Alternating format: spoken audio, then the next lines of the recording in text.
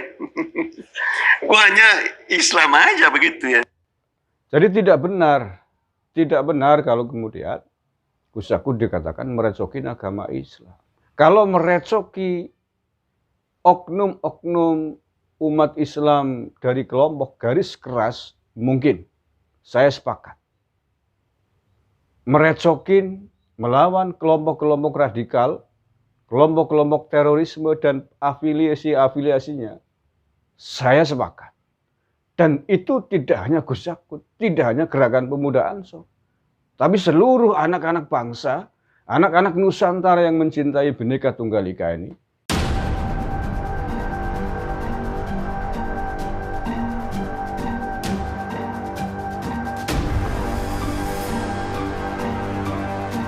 Assalamualaikum warahmatullahi wabarakatuh. Salam Nusantara, salam sejahtera untuk kita semuanya. Salam, Om Swastiastu, Namo Buddhaya, salam kebajikan, Rahayu. Saudara-saudaraku sebangsa setanah air yang saya cintai, saya banggakan, bertemu lagi dengan saya, Agus Mar, dari lereng Gunung Selamet di Banyumas, Jawa Tengah. Hari ini hari Minggu, tanggal 20 Maret 2021. 2022, mohon maaf.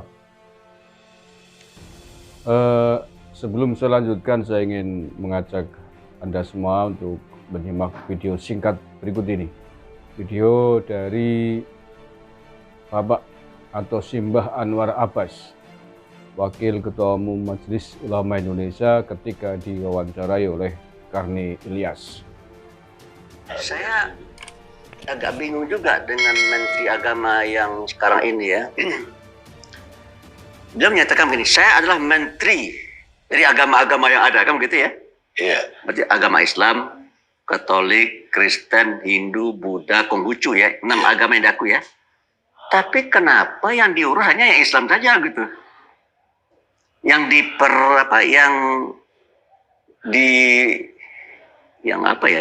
yang direcokin gitu ya.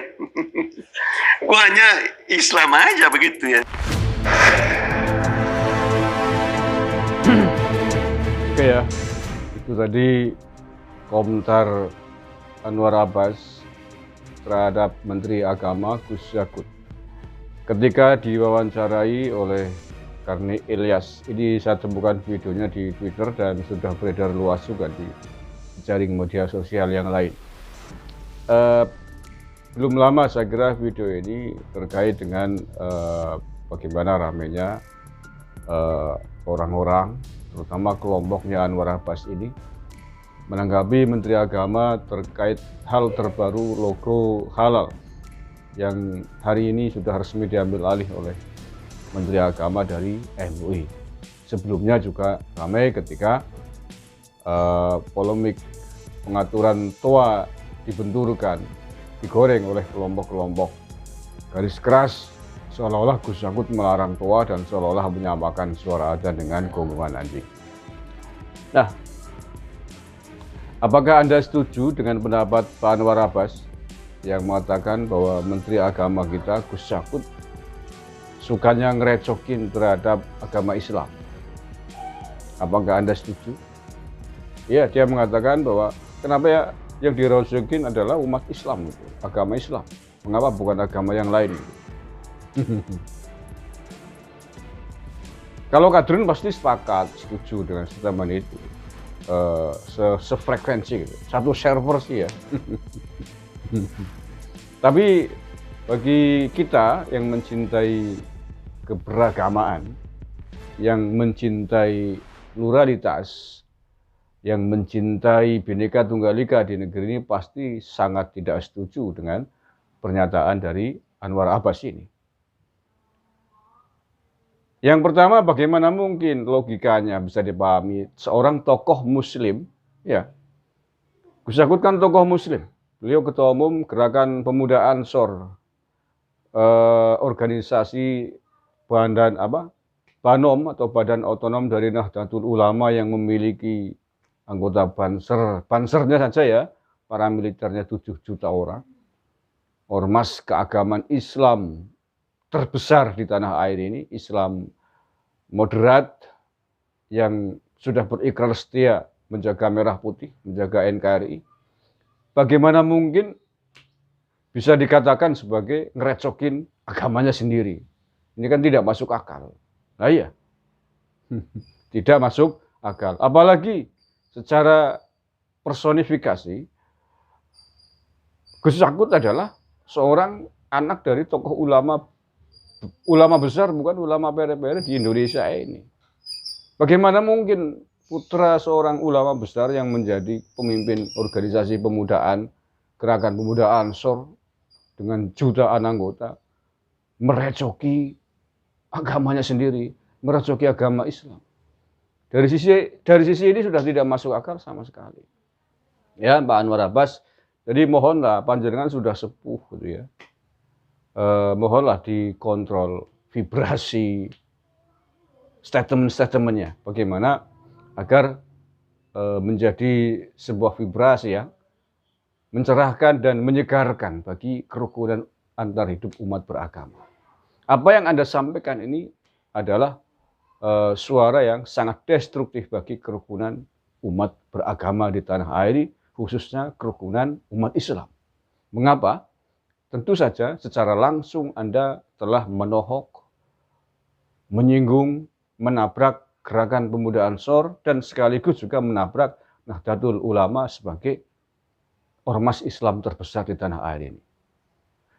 Pernyataan panjenengan ini, senada ini yang membuat kemudian tentu saja membuat ikut sakit hati Kiai Haji Miftahul Ahyar sebagai Ketua Umum Majelis Ulama Indonesia.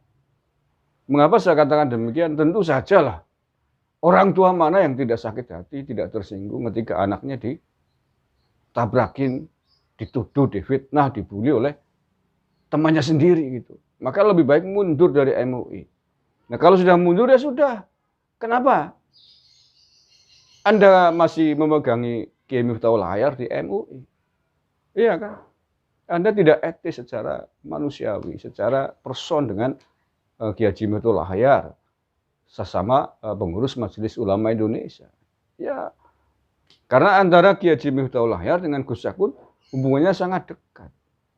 Sama-sama pemimpin organisasi keagamaan, organisasi Islam terbesar di tanah air ini. Barangkali begini maksudnya. Jadi tidak benar kalau kemudian Gus Yakut dikatakan merecokin agama Islam. Kalau merecoki oknum-oknum umat Islam dari kelompok garis keras, mungkin saya sepakat. Merecokin, melawan kelompok-kelompok radikal, kelompok-kelompok terorisme dan afiliasinya, saya sepakat.